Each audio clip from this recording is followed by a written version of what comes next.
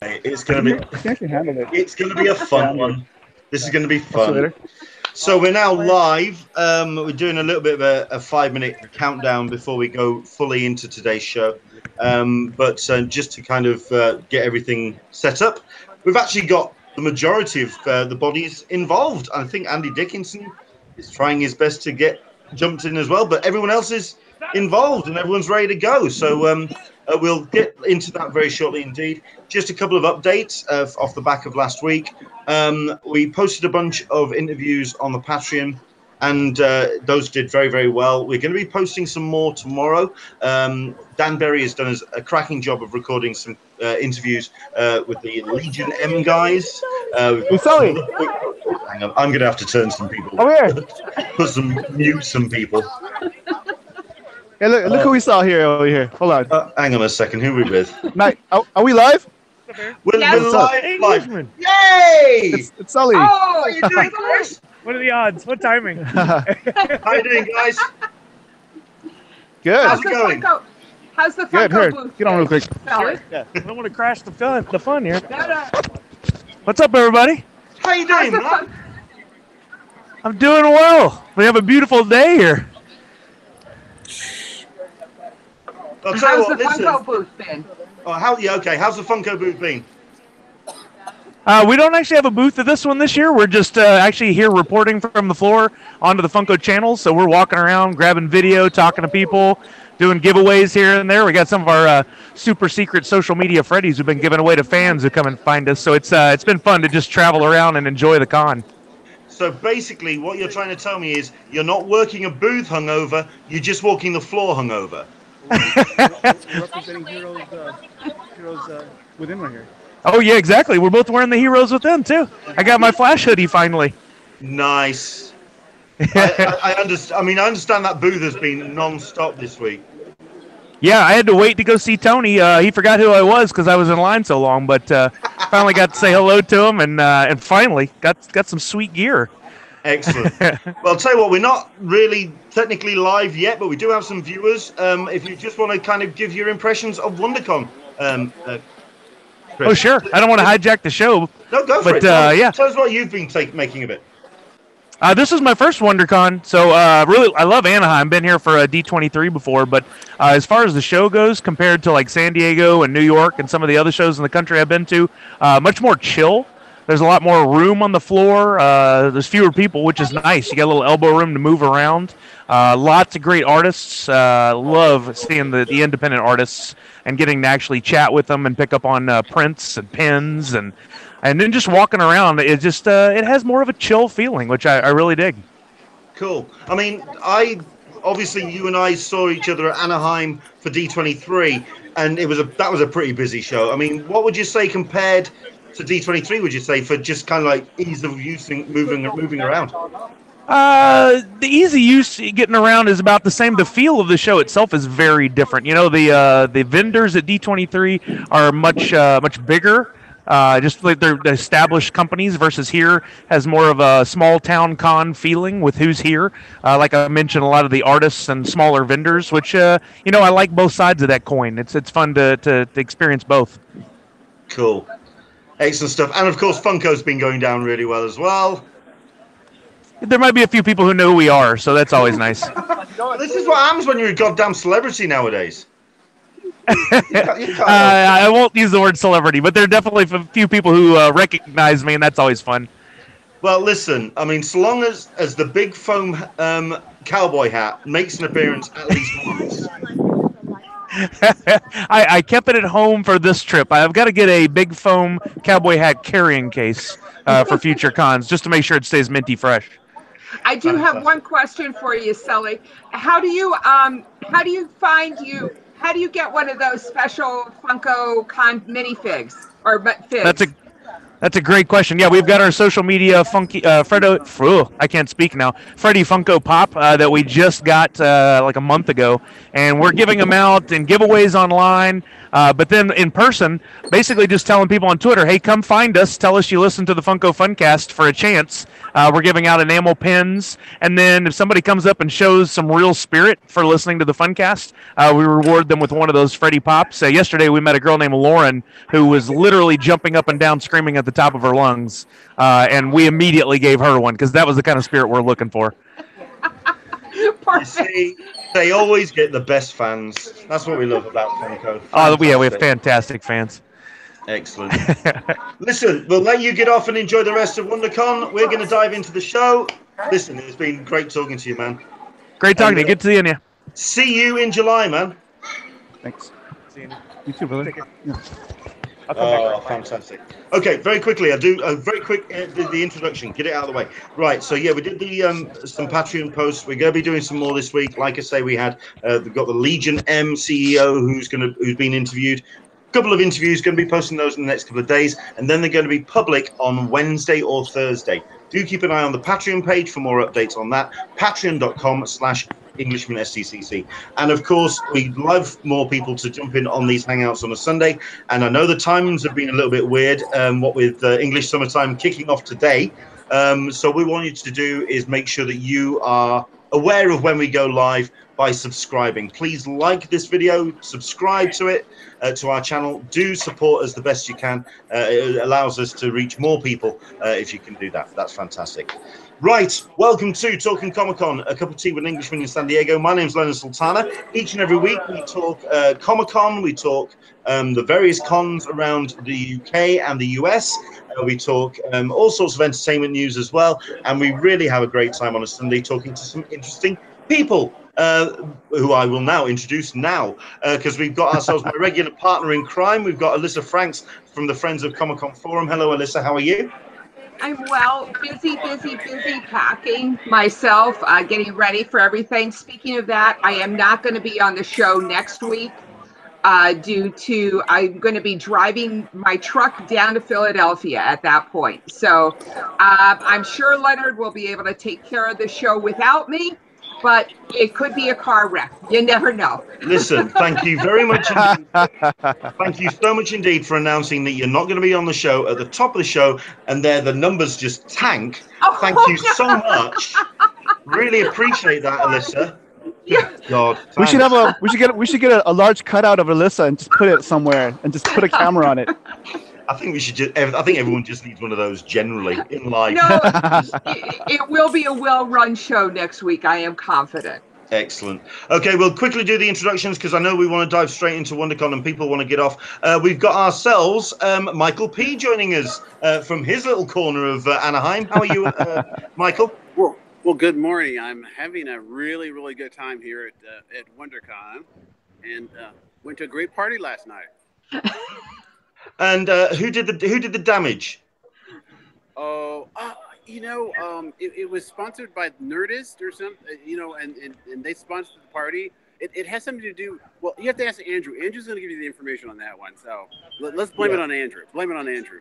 From what I've been told, the Brits represented. Basically, we outdrunk everybody, we outdanced everybody, and basically we stood up and we did ourselves proud, so that's cool. Andrew is messaging on, he says he's live, but unfortunately Wi-Fi. It's Anaheim, man. The Wi-Fi in Anaheim, it's absolutely appalling. But I think he's going to jump in on the conversation and just kind of say hello. But no, we'll get into your impressions of WonderCon in a second. Let's go around the table again. We got Aaron Nabus who's joining us. Hello, Aaron. How are you? Good, sir. How's everybody doing? It's looking gorgeous in Anaheim, sir. It's a chilly, like 60 degrees, I think. Perfect.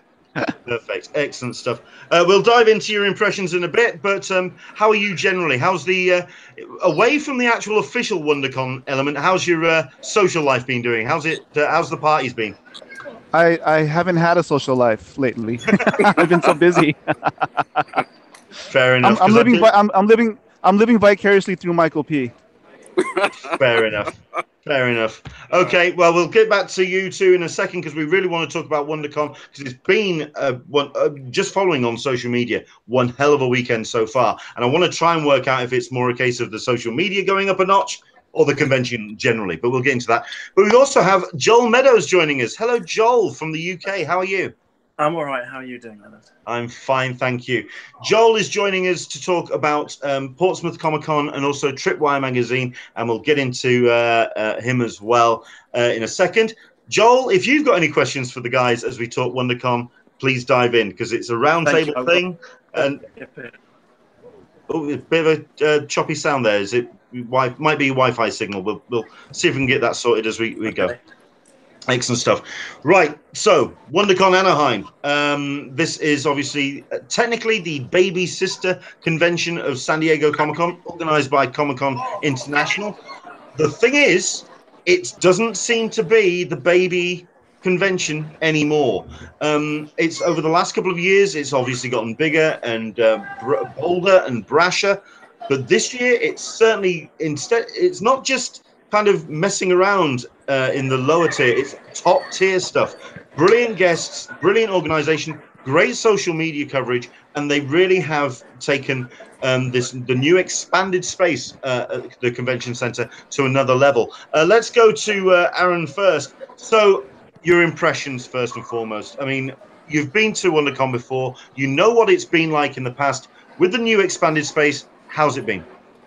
Well, when you were talking, I was reminded yesterday at a panel, the moderator had said that, he lives in LA, which isn't too far from Anaheim.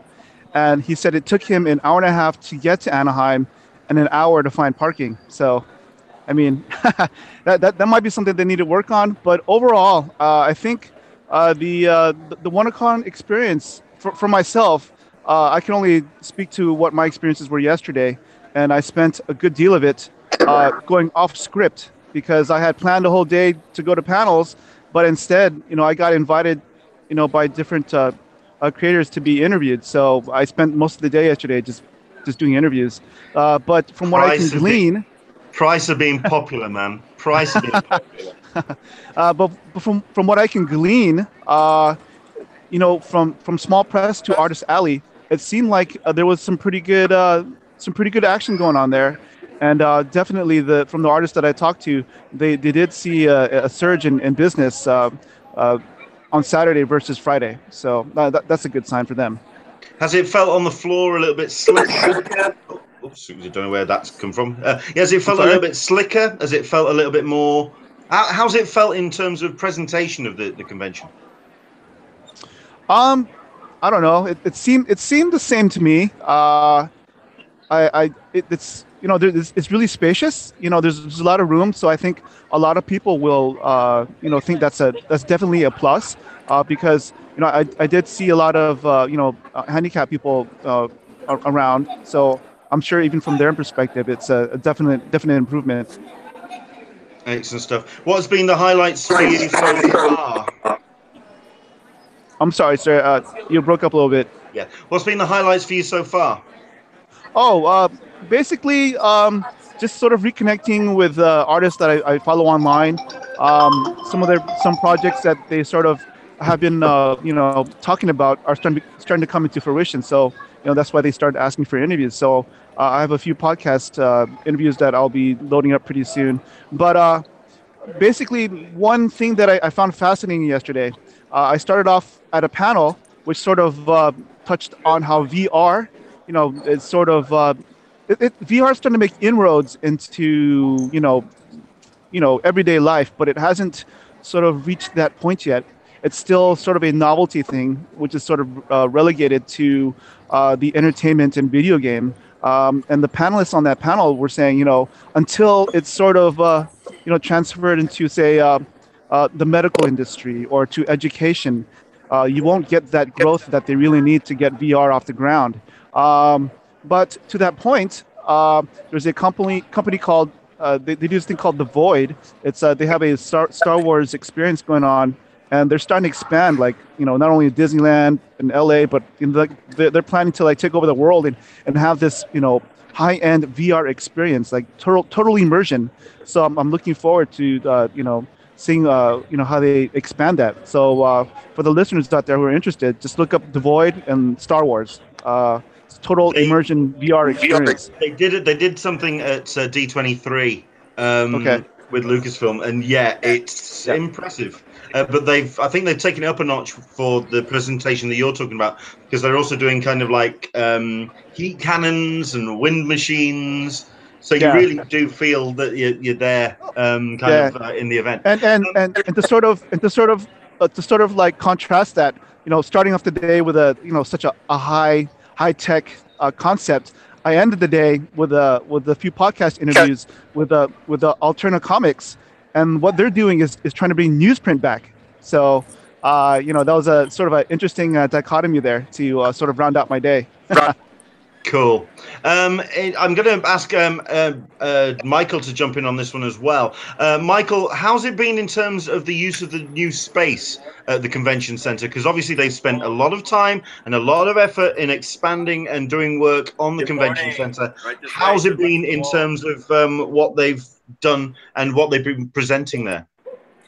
Okay, I think the shows have been, the panels have been great over in that new space. It's a very large space too, so that made it even better. If there's a little bit of an echo, I'm walking towards the arena right now, and that whole process of getting to the arena, that's a whole different story. But, that bright lights overhead, can you see them? Yes. Yeah, they're really bright, aren't they? They're so bright. Sorry. Thanks for that. Look, I'm moving. I have to walk against the wall over here. But anyway, no, that new space is wonderful. It's incredible. It's beautiful. The chairs are great. The way they've got it set up. It's almost like a high-tech ballroom 20. And so, just really good. It's really good. Is it just a single space, or is there like multiple rooms? No, multiple rooms. I'm sorry. Multiple rooms. Cool. Yeah, multiple rooms. Sorry, I'm just walking at the same time. This is the other aspect about it. The new space is great. The new space is great, and the access to the new space is great. But the older things, they could probably work on a little bit more. It kind of shows off the wear and tear of the main building, then. Yeah, it really kind of does. I'm gonna stand over here to the side, but that new space is wonderful. I hope you guys get a chance to come out and take a look at it. It's great. I only have good things to say about it. Michael, go on, Alyssa. Michael, are you going to a panel right now? Well, I'm over. I've got time. Guys. So okay. I'm going to stop here. I just want to get over as close as possible. Yeah. So you're close to the larger arena? Yes, I am. Do you want to take a look at it? Did you guys want to take a look at it? Yes, please. Yes, please. Hold on a sec. This is what we like about these live reports. You don't know where they're going to go. I love them. Okay, so we'll quickly go back to Aaron while Michael's... hang on. I see a familiar face. Hello there, Andy. How are you? I'm way behind. Go ahead, Tom. Yellow. Hey, how you doing? Point the camera at him. I have to go. Hello. Okay. How are you doing, man? How are you doing? I am excellent. I am still drunk. I wasn't going to drink last night. I was only going to be there for 2 hours. I got there at 8, started on the Jamesons, and was still on the Jamesons at midnight. Nice. Michael bailed on me. Honestly. He was sensible. No. Okay, well, I'll tell you what then, really quickly then. As a tourist, as a Brit, how has WonderCon been treating you? It's, we're just outside the arena, but I've been describing it as Comic-Con light. I'll say I got in half past 7 this morning to the lines, and I was 10th in line for the panels. Did the same yesterday. I think it was about 30th. You can get around, you can actually walk, you can actually see the exhibits, you can see the artists, because everything's just accessible. Yeah, I mean, it's not 100 degrees outside. Well, there is that. That's been the two comments that I've seen. It's not 100 degrees. Yeah, it's not 100 degrees. It's a little bit more chill, and it's just a little bit more. Yeah, it's not the stress level that you get with something like San Diego. It is. We've got 15 minutes for the before the Lucifer panel starts. So. Okay. Well, I'll tell you what. I know that you're kind of outside the arena. Is there any way you can flip the camera so we can actually have a look? No, a second. Do. Okay, he's actually nicked Michael's phone. Fantastic. And there we go. Yes. So it is actually quite empty. Wow. Okay. Only about 20 people on the second thing. Who's the first panel? First panel is Lucifer at 10:30. Then it's the Talks Machina panel. Oh, that's really quiet for that time of day. Wow. It is. I'll say it feels empty.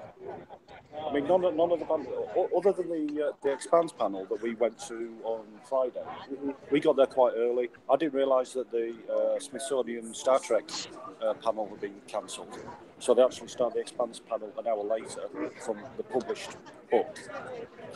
There was space when we sat down. We saw that. Then we saw the Reverie show, the pilot, the first episode, which is I quite liked it. It has potential. It has potential. It's sort of a procedural type, quantum leap-esque thing to it, and then. Yeah. Okay, that's cool. I mean, what has been the highlight of the panels for you this weekend? Highlights. Just the drinking last night. well, I do that at Comic-Con anyway, but having the party the day before the Talks Machina panel is not recommended. But I chatted to half of the cast, so no, I'm so chill I'm almost asleep. You're a bad influence, man. Bad influence. Anyway, excellent stuff. Well, I'll tell you what. I know that you guys have got panels to go to. It's great that you got the chance to very briefly glimpse at the arena. Is there just one last time? Like you say, if we can just have a quick look around the arena, just if you can. Okay, as you guys are looking around the arena, let me talk to you about The Expanse. I actually had a chance to interview the cast of The Expanse too, right? And so that was actually very intense. I think it's easy to forget that sometimes the actors are very, very smart people. And in this case, they have very, very intelligent actors doing the, who are the characters in this one. They know their characters really well. And I actually had a one-on-one with Shorei Agadashu, who plays Albasarala. There's a reason she plays that role. She is incredibly intense. I mean, literally, I sat about less than a foot away from her.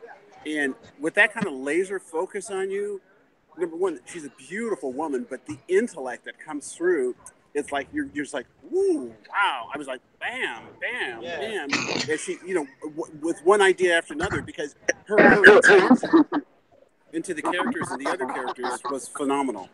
Hey, Michael Peake. If I can interject I got 5 minutes left. I'm gonna leave for a panel. Okay. So, okay. If you can bear with us, Michael, let's go back to Aaron just to kind of get his take on the weekend. I mean, certainly your highlights. Then, what have been the things that have jumped out at you at WonderCon?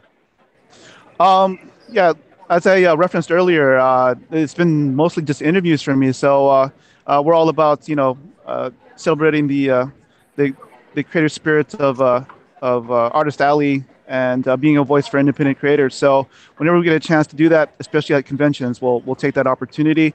Some highlights yesterday was reconnecting with a creator named Ryland Grant. He had a panel called Publishing Your First Comic Book. And on that panel included another guest, and I'm sure you're familiar with David Pepose, the creator of Spencer and Locke, which I encourage our listeners or your viewers to check out. Basically, Ryland's book is coming out soon. It's called Aberrant, and so I'm looking forward to that. And so we had a little discussion after his panel was over, and then after that, I also walked down Artist Alley. And for those of you who are coming to WonderCon, make sure to go visit Lord Mesa if you're a fan, because he won't be at San Diego Comic-Con. So make sure to come to WonderCon because he won't be at San Diego Comic-Con to get some of his artwork. And yeah, I'll just leave with yesterday. At the tail end of my day, I did a few podcast interviews with a few creators from Alterna Comics. Terry Mayo, he's the creator of The Wicked Righteous. There's Jordan Hart. His comic book is called Doppelganger. And then there was Dave, and his book is called, I forgot what the name was. But these creators, I'm going to be moderating a panel in May at FantasiaCon. And nice. So I had a chance to sort of sit down with them. And the book was called Tinseltown, and it's based off his mother, who was a cop during the 70s. So that should be interesting. And it takes place in LA, so sort of like LA Confidential in a way. Cool. So yeah, so I'm going to be moderating this panel in FantasiaCon in May. So what panels are you going to go see today, and are you going to record any of them? I want to record, but yesterday the staff was sort of giving me a hard time. I've been hearing this. They've really shut down on certainly recording panels. I mean, the official guideline for WonderCon, and it's possible they may be introducing this for San Diego. You can record no longer than 15 minutes of a panel. Yeah. So basically, I had to say that I got the permission from the moderator, and so Wow. But I may just have to sneak in like at least a digital recording so I can listen to it and sort of take notes and do my blog post later. They've been sort of being a bit of a hard ass when it comes to that stuff. But today I'm planning to go to a 10:30 panel. It's about I'm sure you've heard of Bitcoin and blockchain technology. Well, this panel is going to deal with how it sort of pertains to the pop culture world, because companies like Kodak are starting to incorporate blockchain technology into some of their products. So I kind of found that pretty interesting. We talked about this when the panel schedule got posted, and that was one that kind of like jumped out at me as a very odd addition to be included at WonderCon. But obviously, people are finding that it is something to be included in the pop culture pantheon. Correct. And then the other panel I want to check out is also we also had a creator named Stefan Frank, the creator of Silver, on the Hangout, and I've had him on the podcast. He has another panel that he started, I guess, going to start doing. He was involved with the animation department for the Iron Giant. So this panel is going to just talk about the Iron Giant pretty much. So I'm interested in this one. I'm a big fan of Stefan Frank, and I'm a big fan of Iron Giant. So I'm looking forward to it. 2018 is just turned into the Iron Giant year. I mean, it's just incredible. Exactly. Fantastic. Right. I mean, that's something I quickly wanted to ask. How's people been talking about Ready Player One and also Pacific Rim as well? What with them being out around the release of this convention? From what I can tell, I haven't been really, to be honest with you, I haven't really been paying attention too much. All I know is that Pacific Rim hasn't been well received by the public. So I mean, that's pretty much all I can say about Pacific Rim. But as for Ready Player One, I don't know. I haven't really been paying attention, to be honest with you. Yeah, I'm just trying to work out which has been the standout IP of the convention. I mean, Krypton obviously is well represented on the banners. I'm just wondering which one has kind of jumped out at people. I think Ready Player One more so than Pacific Rim, just because of the whole nostalgia behind it. Excellent stuff. Hey guys. Well, listen, we know that you've got your panel to get off to. You've got stuff to run off to, so we'll let you go off. Oh, Alyssa has something to say. Very quickly. If you do get to the talkback panel, can you just audio record it for us? We'd love to hear what they say. I actually have to leave early, so Alex is going to try to go. in my place and sort of record it. So yeah, just audio if nothing, if they give you a hard time about the video. okay. Thank you so much, Aaron. I'll let him know to at least try to take some audio for you. Excellent. Thank you, guys. Thank you very much indeed, man. Take care. Look after yourself. See ya. Okay. Guys, Excellent. Thanks for having me on. Bye. Right then, so let's go back to Michael then very quick. Oh, hang on a second. Let's see if we can get Michael's audio. Okay, you guys, I've got to leave. Eddie, oh, hang on a second. 5 seconds. Right then, right, yeah, we've got you back on. Go for it, Michael. Okay, I've got to leave. Eddie Ibrahim just walked in, so they're about ready to start here. So obviously we can't record while this is going on. So I'll say goodbye then. So yeah, tell him I said hi. Not happening. Not happening. Fair enough. Okay. All right. Talk to you guys later. Thank you, Mike. Okay. Well, we kind of got a bit of a idea of WonderCon there. That was a bit much. I think it was a case of trying to cram in a lot there because at the end of the day, it does seem like it really has just expanded and blown up. But it's seeming like they're trying to keep very much that that I'm not going to say lo-fi, but more chilled feel. They're not trying to expand it beyond its means, if that makes sense. What's been your take from social media, Alyssa? I think they are trying to expand it, and I think they're doing a good job of it. But I agree that keeping that chill feel does seem to be important. And I'm for one, I'm glad of it. I would have loved to have gone this year. I think the panels they had were brilliant. I think they did a really good selection of panels. I think the spotlight panels have been really strong. Yeah, it's just they've got some great ideas, some great people who've submitted panels, and I think they could have, tweaked. Everybody, is always Monday morning quarterbacking, but I appreciate the environment that they've got it in. So I'm really looking forward to going next year.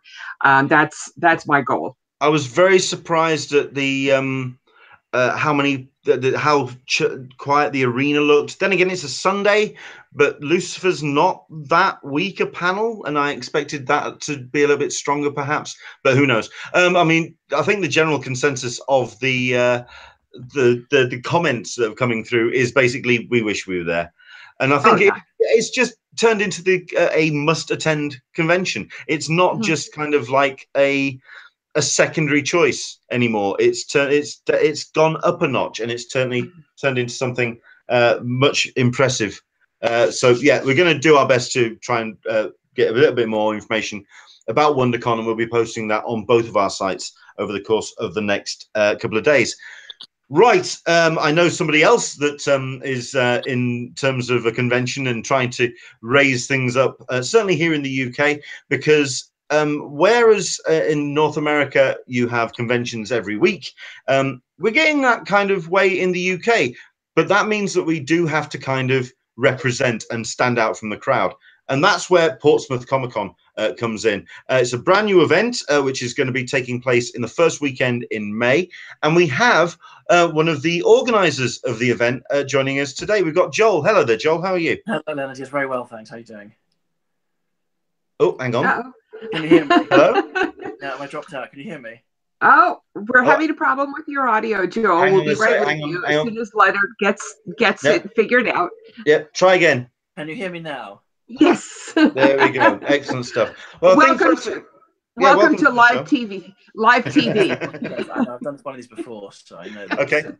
Well, I'll tell you what, we'll start first for people who don't know who you are, and certainly who don't know who Tripwire is, because for myself, I mean, reading comics as a kid, when you went into Forbidden Planet or your comic book shop when I was growing up, you found Tripwire on the shelves right alongside all the big titles. Explain who you are, who Tripwire is, and yeah, give us an introduction.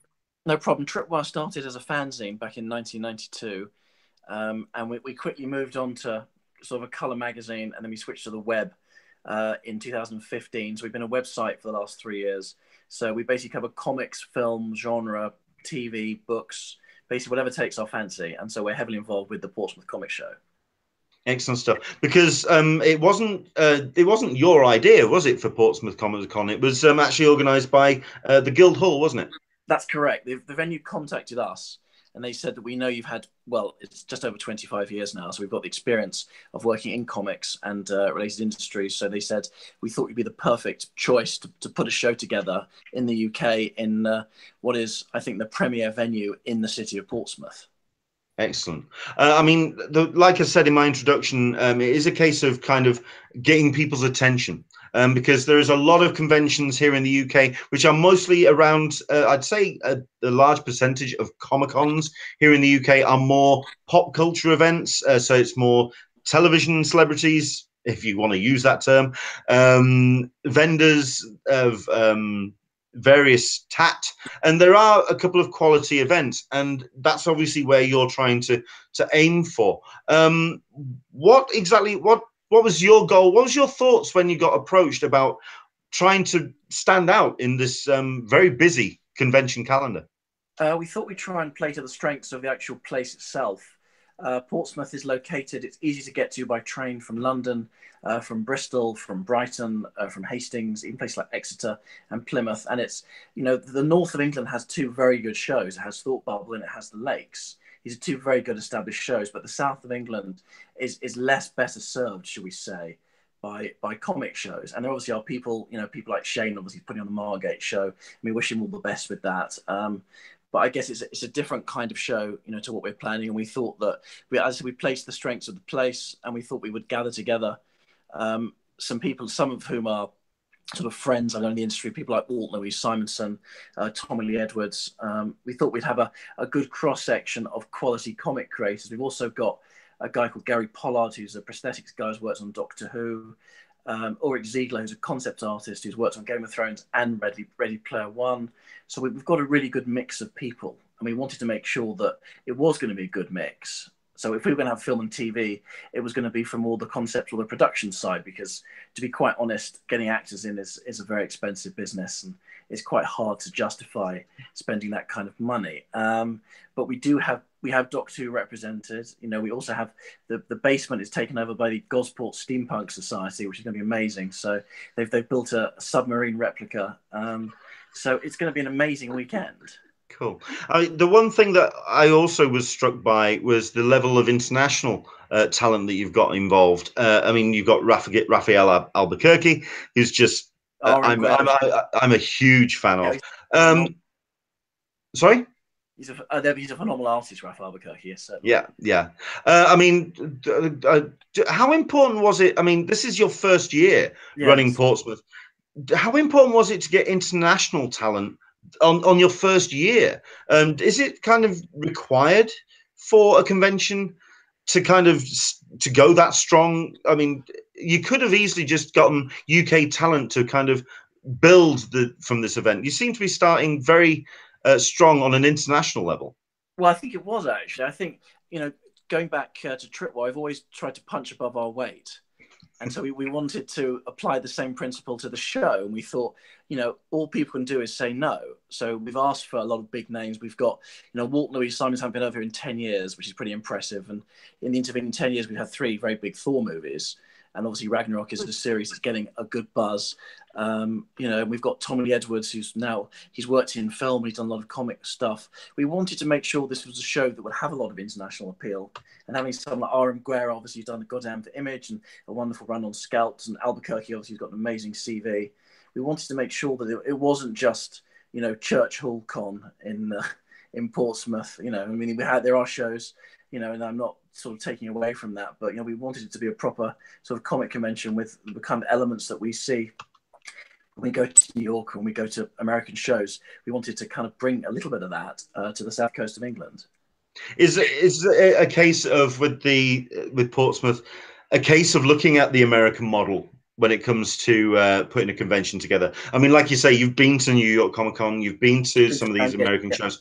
Yes. Was it a case of you needed to kind of adopt that, and an event organizer in 2018 needs to go that way?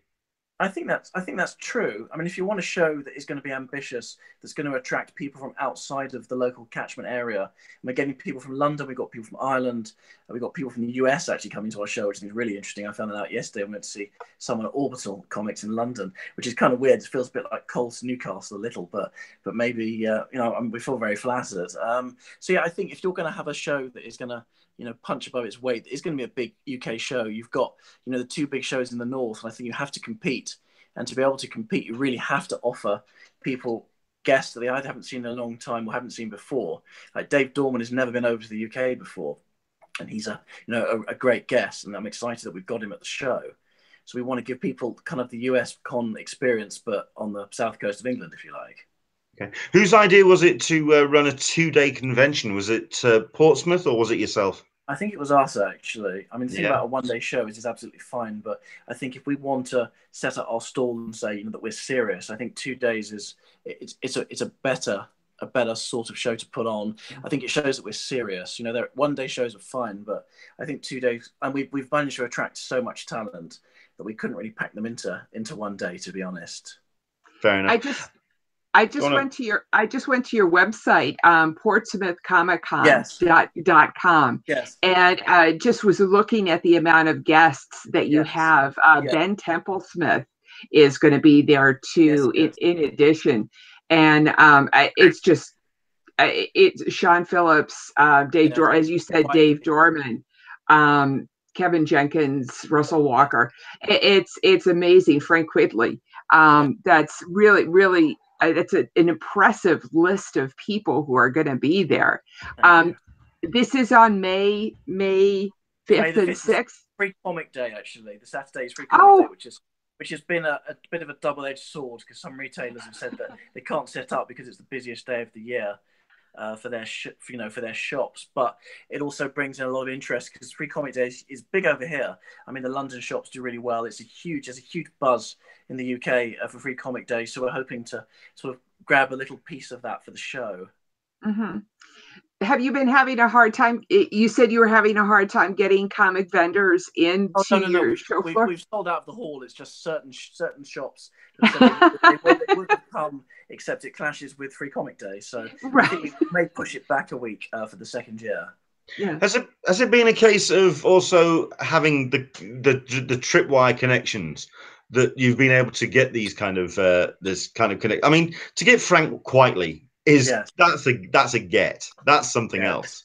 Yeah. Well, no, it's helped a lot. I mean, 25 years of interviewing, some of the biggest names in comics, and also people, like Matt Groening and Joss Whedon and Guillermo del Toro. I have a huge contact book, a massive book with loads of phone numbers and email addresses and things, and we have some interesting plans afoot for the second year as well. If this goes hopefully to plan, we have some even more, well, they're all exciting guests, but we have some new exciting guests planned for the second year. Excellent. I mean, the other thing as well that's come up on the chat room, which is a lot of people are jumping in on, is just that it's a really good price as well. It's not expensive. It's something that it's very accessible. How are tickets selling for Portsmouth so far? They're selling pretty well, actually. They're selling pretty steadily. We looked at other shows and we wanted to say, okay, we have to be kind of at the market level, but we don't want to price ourselves out of the market. We want to have tickets that are reasonable. We're offering a student discount. We're offering cheap tickets for kids under 12, obviously under 5. We want to encourage people to come. We want it to be as inclusive as possible. We want people to feel like they want to come. If they fancy either a weekend or even a day, if they want to come just for the Sunday. People are welcome just to come down, and hopefully, we don't know about the weather in this country, but in theory.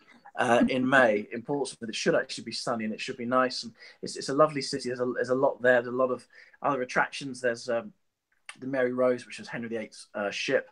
There's HMS Warrior. There's HMS Victory, which was Nelson's flagship. There's the Spinnaker Tower, which you can go up if you're into kind of going up high building. There's a lot of really nice things in the city. It's got a really nice feel, and it's not that far from places like London. I think it's an hour and a half on the train. And people, they used to come to Bristol, which is about which is actually slightly further. And you're by the south coast, you've got a lovely sea air, and it's just a really nice place. And the Guildhall is a very impressive Victorian venue, and you have people like Robert Plant there and comedy stuff, and tattoo festival. They have a really good mix of different events. I think if I, as somebody who's from the South Coast originally, Yes. I think I could, if I was going to kind of describe it to anyone in the US, I'd go Martha's Vineyard. It's not quite as affluent as Martha's Vineyard. It's where the old rich people go to die. Okay, Florida then. Well, or the Cape, actually. Yeah, the Cape probably would be a little bit better, but it sounds like a lovely weekend. Yeah. You know, just to come spend the night. Lovely city. Yeah. I think, like I say, I mean, it's 16 quid, so about $20 if I was going to kind of convert. Yeah, it's just a really, that's a day ticket, isn't it? Yes, it is. And it's £30 for the weekend. You know, it's like so $45-50. It's, we try to make the prices, as competitive as possible. Very, very cool. Are you doing anything for kids, like kids pricing there'll be loads of stuff. We're doing stuff into schools prior to the show, and we're going to have some workshops. I think actually at the show we're just finalising things. The other thing we have got at the show, which is really exciting, is we have an exhibition to celebrate Superman's 80th. So we've got reproductions of 10 or 12 key Superman covers going back to Action Comics 1, including, I think it's the Neil Adams, the Chains cover. I can never remember the number. I think it's 232. Man of Steel 1, Superman 75. We're commemorating this huge milestone in comics. We're going to have a panel talking about Superman's 80th. So that's really exciting. We're going to have also a Star Wars Last Jedi exhibition of art from Kev Jenkins, who was the supervising art director on the film, and he works for ILM as well. And he's actually bizarrely based in Hampshire. So but you've got Chris Weston attending as well, so you can rope him in. As well, Malcolm Tween, who did the Star Wars stamps for the Royal Mail, Jake, who does those wonderfully kind of cartoony Star Wars images. Obviously, you've got Dave Dorman, Russell Walks. There's a lot of Star Wars people there. Not Jock this year, but perhaps next year. So we thought we would commemorate, especially as Han Solo is out the end of May. So we thought it would be sensible to do that. Do you have any kind of a wish list of people that you would love to come to Portsmouth in conventions in the future? Oh yes. But you don't want to shoot your load just yet. There's a big guest that we're talking to, who I won't name, for the second year. Talking about Star Wars, he would be he's done some Star Wars and some other posters, shall we say. I won't name him because he's not quite confirmed yet. We've been talking to some other big names, people like Frank Miller and possibly some other creators. We haven't locked anyone down yet for the second year, but we are hoping that, if the first year goes well, which we're hoping it does, that we'll be able to build on that and just get people to come. And if they have a good weekend, we're hoping, creators will sort of spread the word with their friends. And, comics is a small industry in a good way, and people like to chat. And hopefully, if the artists have a good time, the creators have a good time, they'll recommend us to their friends, and we'll get them over for second and third year. Excellent. I'd love to see how it's going to evolve and adapt in future iterations. Whether it's going to go the kind of the Birmingham route of being very much a way for people to network and for the industry to kind of evolve, or it's going to be more of a kind of a showcase convention. I think it's really exciting about what Portsmouth can be, and at the end of the day, you've got to get this first one out of the way first. Yes, and exactly. I think this is where you're going to find out where it's going to go. Yes, exactly. Excellent. So sure, we will evolve it as it. We'll see how the first year goes, and we have plans in place for other things, but we'll have to see how practical it is. And shows have to evolve. We'll have some of the returning guests, but we need to make sure we have fresh ideas in there as well. Excellent. So, I mean, obviously, it's going to be it's the first start, so people can't really. Not everyone can get to this event. How can people find out about the event while it's actually happening? Are you going to be doing any? What's your social media going to be like? Are you going to be streaming at all? Or that's a very good question, actually. I mean, if people want to check Portsmouth Comic-Con with 2Cs.com, there will be information about that. I mean, we're currently revamping the website even as we speak. We're adding new guests, and we're changing the look a little bit. We will have social media. There's already a Twitter stream, which I think is pcomiccon.com, and Portsmouth Comic Con has a Facebook group. I can't remember the URL, I'm afraid, but if people search for Portsmouth Comic Con, so obviously social media is a major part of these things. We want people to be involved. We want people to basically talk about the show while they're at the show, you know, over the 2 days. But the other thing we are doing on the Friday, because it's the 4th of May, we're doing a Star Wars signing at room 237 in Southsea, because it is the 4th of May, and we thought it would be remiss of us to not mark that in some way. So a number of the artists who've worked on Star Wars will be signing at the comic shop on the Friday afternoon. There'll probably be a few beers as well, and maybe a few crisps, and you know, as a kind of mini launch. You see, we hear about WonderCon going full out with its parties. Here in the UK, beer and crisps. Well, maybe a few peanuts as well. Maybe a few wow! We'll really push the boat. Man, excellent. I'm really hoping that you do get somebody with a phone to just kind of wander around and live stream on the Facebook page. I think that'd be rather cool. And yeah, I mean, where's the best place for people to find out more about Portsmouth Comic Con? The best place is the website, which is Portsmouth Comic, one word, con, con.com. And that's where all the information is about the show. People can buy tickets. I mean, we just opened it up so that a number of comic shops around the UK can also, they're selling tickets for us. So if you happen to be in Colchester, you can buy from Ace Comics. If you're in Brighton, you can buy from David's Comics. If you're on the Isle of Wight, you can get from Heroes. If you're in Chichester, you can get from, I think it's Comics and Coffee. Orbital in London, and also Place in Space if you're based in Croydon in South London, and it's also available from Ticketmaster. But no, it's going really well. Preparation's going well. It's very exciting. It's slightly scary. It's only 6 weeks away. It sort of hit me a day or so ago. I thought we had 7 weeks when you got 6 weeks. So it's getting close, but it's, you know, going well. Tickets are going well, and there's a really nice buzz about the show, and, you know, excited to see all these great creators in one place in a UK show, some for the first time. You know exactly when it's going to hit you, how close it is. It'll be the Tuesday. Probably. What am I doing this weekend? Oh, yes, I'm doing that, aren't I? Yes, you're going to be like, yeah. Are we going to have dinner? No, I'm going to be busy. Yeah, it's going to be cool. Joel, I'm looking forward to seeing how this goes, because I think it's a show that I think is going to sit nicely in the convention calendar here in the UK. We want to contact the other shows, obviously. So absolutely, I think that's. I mean, we're going to be talking to the guys from MCon next week, and I think everyone is doing their best to just raise the level of conventions here in the UK. It's not just trestle tables. No, it's taking it up to another level, and I think Portsmouth is definitely going to contribute to that. So, best of luck to you. Thank you, and thanks very much. And yeah, once again, everyone, if you do want to find out more about Portsmouth Comic Con at portsmouthcomiccon.com, and also follow them on Twitter. On Facebook. On Facebook as well, and on P Comic Con on Twitter. So that's great. Joel, thank you very much indeed for joining us, sir. Pleasure. Thank you. Thanks. Brilliant stuff. Thank you. Thanks. Thank you. Thanks. Excellent stuff. Right. So that's Joel. Hang on. There we go. A bit of a echo there. Brilliant stuff. I mean, I'm really excited about Portsmouth Comic-Con, as I've explained there. But I think a lot of people just generally here in the UK are excited about it as well. Because like I say, it's a new quality convention. And down on the South Coast, they're kind of fading out because of either people not being able to get to a convention. London Super Comic-Con has been kind of squeezed out of the market. And we're going to be talking about that to the MCM guys next week, because it's a case of who can get the best audience. And I think Portsmouth have got a good, strong chance with the people that they've got attracted. Looking through the comments on the Q&A, Leanne D asking, are one-day shows normal in England? To be honest, no, it is mostly two-day shows, Saturdays and Sundays.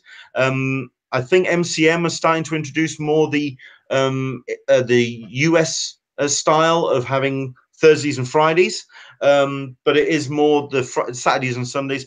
The reason why I said one-day shows is because a couple of shows here in the UK are just a one-day, just on the Saturday, just to keep things very focused and kind of not spread out too much and not spread yourself too thin.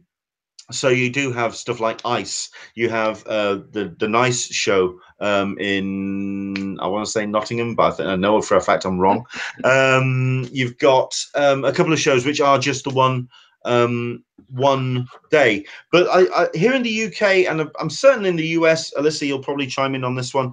The conventions are going in two directions. They're either going for the kind of San Diego model of a kind of around a central location, a couple of ancillaries, or they're going the more Anglume, the international route of turning it more into a bunch of locations around a city. So, for example, that's where the lakes model comes in. So it's not around one location, it's lots of little locations, and the entire town becomes the convention location, if you know what I mean. Does that make sense? Is that where the US is going, or are they going more towards the San Diego model? More towards the San Diego model. Yeah. You know, they've got the larger venues. I think it's primarily real estate based. So if you've got a large convention center, then you're going to use that large convention center. There is one store that's in Rochester, New Hampshire, called Jetpack Comics, who does a new who used to do a free comic book day show, and they're doing it, I think, again this year. That'll probably be their 5th or 6th year, where they have they do a scavenger hunt for all of the comics. So they place it at different venues throughout the city. A restaurant, a lunch spot, they'll have it at a used store, they'll have it, you know, so they'll have these piles of comics, and people have to go from store to store to store, and to get all of the comics, and that kind of brings everybody, the whole town, into it. They did have at one point they had the Grange Hall, and they had a bunch of tables set up, and so all of the, you know, the local collectors would come in. But that's one little store. I shouldn't say little, but that's one store out of all of the other conventions that are doing the models, like the Boston Comic-Con Fan Fest, and the 5 Points Festival, and the, you know, the C2E2s, and all of those larger types of shows. So I'd say in general they're going towards that single venue model. Fair enough. Okay, yeah, I mean, it kind of makes sense. If anything, also because just availability of talent as well, I think, is if you're going to get these people in to come a bit of a distance, might as well use them for as much a convention time as you got, I suppose. Excellent. Yeah. Okay. Once again, if there's any comments that anyone wants to jump in on the Q&A, do let us know. A lot of people are talking about conventions they're missing, because obviously they've seen our little report of WonderCon there and going, we want to go to that, and all these conventions that they want to go to. I think so. People are kind of listing their wish list at this point. You've got WorldCon being mentioned. You've got Lone Star Con. You've got Dragon Con. Dragon Con wall-to-wall cosplay, which I've been told is just amazing. Super Cat Chick and Leanne D are talking about South by Southwest, which is kind of raising its comics content this year. And also it's kind of genre film. It's stepping away a little bit from the kind of the indie element that it has in the past been very much towards the new filmmakers. This time they have done a little bit more in terms of genre films and the big studio stuff. And like I say, the kind of the big comics as well that have been represented is there as well. Angela Copley, Dragon Con is in 5 hotels, but they are all in downtown Atlanta. So that's, yeah, the same kind of thing. It's turning it more into a kind of a festival more than an actual convention. You look like you've got something to say, Alyssa. No. Fair enough. Okay. Right. Well, let's just jump in with a couple of the stories which we've spotted around con culture and pop culture this weekend. Alyssa, you've typed in here the price reveal for the SDCC San Diego Comic-Con badge prices. I haven't seen this. I hadn't seen this either. I didn't do that. You didn't do that? Okay. I know. We may have to delete that then, because that's news. Okay. Okay, we'll have to look into that. Okay, in fact, I think this is all kind of messed up. Hang on a second. I may be looking at the wrong document here. Bear with me a second. Okay. I think what I wanted to talk about was a couple of events or a couple of things that are getting underway. Reed Pop, which is the company behind all the major events, certainly in the US, outside of Comic-Con International, in terms of New York Comic-Con, Emerald City. They are expanding and continuing to grow into markets where some have not gone before. We talked already on the show about Africa Comic-Con, which is very exciting, bringing this exciting world of con culture to a country which you wouldn't expect too much in terms of interest in comics, but Africa Comic-Con is on its way. But they're also bringing a new community-based convention to Seoul in Korea, and they're going to be doing that this year. This is the game convention, which is going to be taking place at on August the 3rd to the 5th, and it's going to be featuring various areas where people can indulge in PC gaming, online gaming, arcade games, console, VR and AR, retro titles, and more. It's basically using this. They acquired the Gamer Network in February, which is home to a number of video publications like Rock, Paper, Shotgun and Eurogamer. And it's showing that the Asian market is very strong for convention organizers like Reed Pop. I'm excited about this, if anything, because it is showing that Reed Pop is wanting to just kind of like become a global force when it comes to putting these events together. What's been your take on the way that Reed Pop have been behaving in terms of like buying the UK landscape, setting up events like this? I'm a little concerned that they're expanding too rapidly. I have to admit, while I have full faith in their capabilities, I think when you push yourself to expand too quickly, you don't find the talent that you need to sustain those shows, and you burn out the existing talent that you have. And I'm hoping that they're going to be able to find a local on-the-ground talent in Seoul, in London, across the world where they're bringing these new conventions to. I think with certainly with MCM, because effectively they've bought the brand, they're kind of starting from a pretty strong foundation already. The fact that this is being started pretty much as a blank slate, it excites and interests me. And like you say, they are going to have to develop a team in Seoul to kind of to run the show. It's not something they've adopted. It's something new. Well, it's likewise with Africa. Africa's a virgin territory. So the fact that they are expanding into these and not just kind of buying out conventions or adopting them, these are new territories for them, which I think, like you say, it could go either way. Right. I mean, I have, don't get me wrong, I have full faith and believe that they will try to do things the best that they can. It's just, trying to bring people who are not as familiar, as in the case of Africa, with the Comic-Con vibe, ethos, that they may not know what it should be. So, we'll see. But if anybody can do it, Reed Pop can do it. That's for sure. That's for sure. Yeah. So cool. Excellent stuff. As it happens, we are going to be speaking, like I say, to the guys from MCM next week. Alyssa's not going to be here. Bugger. But we are going to be joined by Mark Serby, who's going to be my wingman for next week as we talk to the MCM National Brand Director and also the content director for MCM as well. These are two guys who are high up in the MCM food chain, wanting to talk to them about, like I say, the expansion of the UK comics convention landscape, how they are consolidating a number of the events to the slightly larger events, and how those are leaving gaps for other events to run.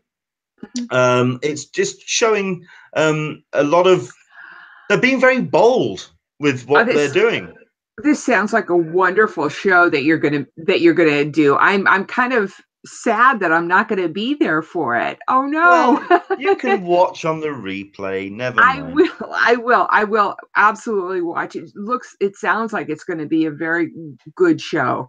Yeah. You certainly have got great guests coming on next week, and I'm interested in hearing their take on it. MCM, they were taken over by the Repop, so they can give us an idea, an insight into how that's working. And I'm sure that we're not going to get a lot from them, but I think we'll get enough. I mean, if anything, because we just had Birmingham last weekend before, where that was the first kind of idea of what Repop can do. With the UK market, and with it certainly will give us a sense of what we can expect from London in the summer, and because they do 2 London shows, they do the summer edition and the winter edition. We've also got Manchester on the way as well, so there's just yeah, I think it's going to be fun. So this is Danny I want to get his name right before we get him on. I want to say Iendo, and we've also got the content organizer. He's the guy I'm interested in talking to him, because he's kind of taken Comics Village under his wing, and that's where I'm excited, because I think, like I say, down in a number of areas, the comics area of conventions have been neglected. And I'm hoping now that this is where we can it can be taken up a notch. It's going to be fun, and hopefully you can join us for that. Okay, do you want to talk about Week in TV? I do. I think that what conventions need is somebody who's going to take the comics, the artist alleys, under their wing, and really promote it in the meetings and in the preparation for it. And I think if you get that, then you should be good to go. And it really is a benefit. It's one of those things that, while it may not be a huge, it may not be the splashy draw that the celebrities are, but it really provides the footfall traffic of that steady core of people. So, speaking of Week in Television, we get Lemony Snicket, A Series of Unfortunate Events, is coming back this week. That is the big one. I was only able to catch the first half of the season last year, but Neil Patrick Harris what more can you say? So, and The Americans also returns for its final season. So those are the 2 kind of real highlights. Silicon Valley also, I would be remiss if I didn't, take a shout out to all of the nerds out there who are going to be watching that one. Saw a lovely comic this week, and I'll repost it for people. Basically, geeks are fandom people who enjoy fandoms voraciously, whereas nerds are the more technically minded people. So shout out to the Silicon Valley crews. 2 new shows that are happening, which really sound interesting. One is on Freeform. It's called Siren. It's about mermaids, kind of just a really quirky, not your grandmother's mermaid show. So I'm looking forward to that one. That one looks really interesting, taking it into a new space. The other new show, which interests me, it's on HBO, and it's called Barry. It's right after Silicon Valley. It's a depressed, low-rent hitman who gets involved in an acting studio. He has a contract on, an actor in LA. Keep in mind, low rent, so we're talking kind of, pretty, not your high end stuff. And it changes his life. So that could be kind of funny and quirky. And if you get HBO, it doesn't sound like it's the killer app to pick up HBO with, but if you like Silicon Valley, you know, you might want to just keep tuned in for Barry also. As always, you can find more specifics out on the article that we published about an hour or two ago. Just go to our website and it's got them all listed, all of the new shows listed. I'm going to talk to Mark Serby about doing the Week in Television next week. I don't think he knew that. That's a surprise for him. Yes, and he's watching too, so I might get a reaction on the chat, like, So, but we'll try and get him some information just so that, you know, you can know what's coming up. That way you can get the DVR set up. I missed the first episode of Krypton because I didn't set my DVR up, you know, and I do the shows. I do this, you know, I do the Week in Television. Just shoot me, you know. Not at all. Not at all. Well, it's going to be a great show next week. I think that's where I was going with that. Cool. We've got a couple of people on the chat that they're having their own little conversation. It's fantastic. I'm loving it. Nice. They're talking about not just the TV, they're talking about films that are coming up, including one which is I Kill Giants. Which is based on Joe Kelly and Ken Nimura's graphic novel. Apparently, the film is incredible. Super Katchik has seen it. Amazing. Go and see it if you can. I cried a lot, but so great. I'm a big fan of the book, and I was rather happy to post on an Englishman in San Diego.com this week about the Lakes, which actually did its second run of special guest announcements. Joe Kelly and Ken Nimura are going to be at Kendall this year, so I'm excited to get the chance to talk to them, because I think, like I say, I Kill Giants is a hell of a book, and I want to see the film because it's something else. Leanne D, I love the graphic novel. So lucky that Super Katchik's been to see it. Yes. Want to see the film so bad. I do too. Yes. Yeah. Yes. There we go. Karen Session, Leonard should love Krypton because of all the British accents. I got 15 minutes in and I had to turn off because of the British accent. I thought it was a bit much. I thought it was a bit much.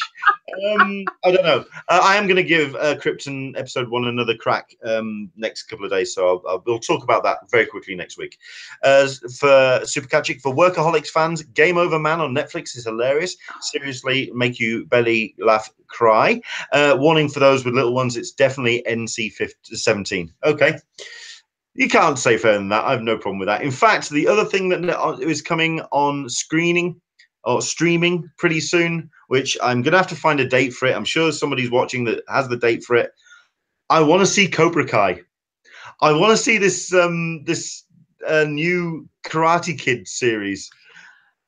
The trailer looks amazing. I was sold before. I'm definitely sold now, because all of a sudden Johnny's the good guy. And, you know, yeah, what? So no, I'm down with that. So now I'm up for seeing Cobra Kai when it streams to YouTube Red. Okay, we just saw Leonard geeking out there. That is a definite geeking out. I geek out when I want to. I geek out when I want to. Absolutely. Okay, fair enough. Excellent stuff. Right, so lots of stuff to watch over the next couple of days. And, of course, next week, going to be a fun show, so do join us. Alyssa, we're going to miss you. We are going to miss you. Thank you. But where can people keep up with what you get up to online? Sure. People can always find me at Friends of CCI for my Twitter handle. You can always find me on the forum, on my website, the blog, and the forum. I am going to be taking a couple of weeks. It's going to be hit and miss until I land in Silicon Valley Comic-Con, which I'll be doing a live report for, not next week, but the following week, complete with all of my new toys and technology. So hopefully we're going to get a really nice walk of the convention floor and get just a good idea about what Silicon Valley is all about. I'm fingers crossed that the signal, the Verizon signal and or the Wi-Fi signal will be decent enough. But my website is friendsofcc.com. Excellent stuff. Looking forward to that. That's going to be on the 8th of April. So do keep an eye on. We'll create the event around it. So yeah, a live report from Silicon Valley. For myself, you can follow me on the social medias at Englishman SDCC. And of course, you can keep up to date with what I get up to on the website. And of course, all the stuff that we're going to be posting from WonderCon over the course of the next couple of days. You can find that on, oh, what's this? It's on demand as of yesterday. Yay! I'm down with that. Okay, I don't know what we're talking about, but I'm gonna. Hopefully, we're talking about. Please tell me we're talking about. Okay. Okay. So sorry. I lost it there for a second. Right. Yeah, you can follow all the stuff on an EnglishmanInSanDiego.com as well, and of course you can support the website and the Hangout by going to Patreon.com EnglishmanSDCC. Thank you so much indeed for watching. It's been a bit of a manic one today, but we've enjoyed squeezing as much as we possibly can in. Once again, do check the hashtag WonderCon or WCA 2018. Keep an eye on what's happening in WonderCon because it's looking like it's going to be a fun final day. And of course, keep an eye on Portsmouth Comic-Con at portsmouthcomiccon.com. Andrew English has just deflated my balloon. It's set to premiere on YouTube Red May the 2nd. Oh, well, but I can wait. I can wait. But I Kill Giants must be on demand. So right. There we go. Yeah. Fair enough. Yeah. Okay. No, I'm down with that. Excellent stuff. Right. Do take care. Enjoy the rest of your week. And hopefully we'll see you back here for next Sunday's show. It's going to be a fun one. I think it's going to be good. Yes. Take care. We'll see you soon. Don't forget to like and subscribe this video and our channel to support us in An Englishman in San Diego on YouTube. We'll see you soon. Bye-bye, everybody. Bye.